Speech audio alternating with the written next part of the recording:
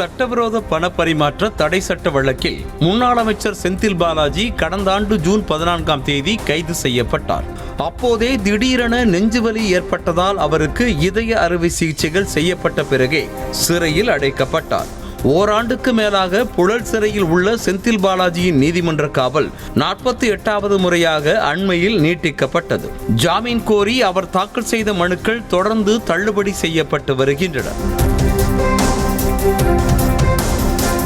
இந்த நிலையில் சென்னை புழல் சிறையில் அடைக்கப்பட்டுள்ள செந்தில் பாலாஜிக்கு ஞாயிற்றுக்கிழமை பிற்பகல் சுமார் 3:30 மணியளவில் திடீரென நெஞ்சுவலி ஏற்பட்டதோடு மூச்சு விடுவதற்கு அவர் சிரமப்பட்டாராம்.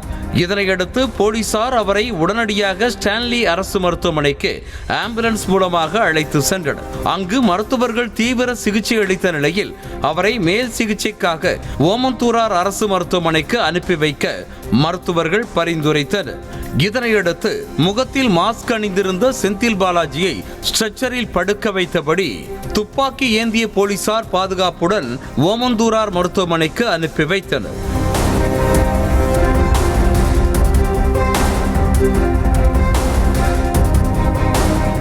சென்னை ஓமந்தூரார் அரசு மருத்துவமனையில் தீவிர சிகிச்சை பிரிவில் அனுமதிக்கப்பட்ட அவருக்கு மருத்துவர்கள் தொடர்ந்து சிகிச்சை அளித்து வருகின்றனர். இருதயவியல் சிறப்பு மருத்துவ நிபுணர்கள் வந்து பரிசோதனை செய்து பார்த்த பிறகே அடுத்த கட்ட சிகிச்சை குறித்து முடிவு செய்யப்படும் என மருத்துவர்கள் தெரிவித்தனர்.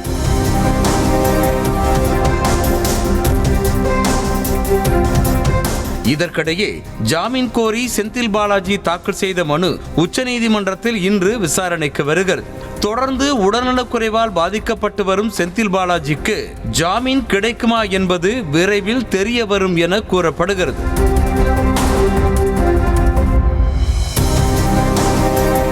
அமலாக்கத்துறை வழக்கில் குற்றச்சாட்டு பதிவுக்காக செந்தில் பாலாஜியை இன்று நேரில் ஆஜர்படுத்த வேண்டும் என சென்னை மாவட்ட முதன்மை அமர்வு நீதிமன்றம் உத்தரவிட்டிருந்தது. இந்த நிலையில் சென்னை மாவட்ட முதன்மை அமர்வு நீதிமன்றத்தில் செந்தில் பாலாஜி சார்பாக புதிய மனு தாக்கல் செய்யப்பட்டுள்ளது.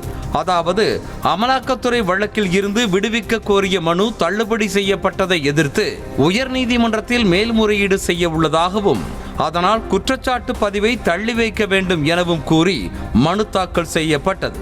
இந்த மனு இன்று விசாரணைக்கு எடுத்துக் கொள்ளப்படும் என எதிர்பார்க்கப்படுகிறது.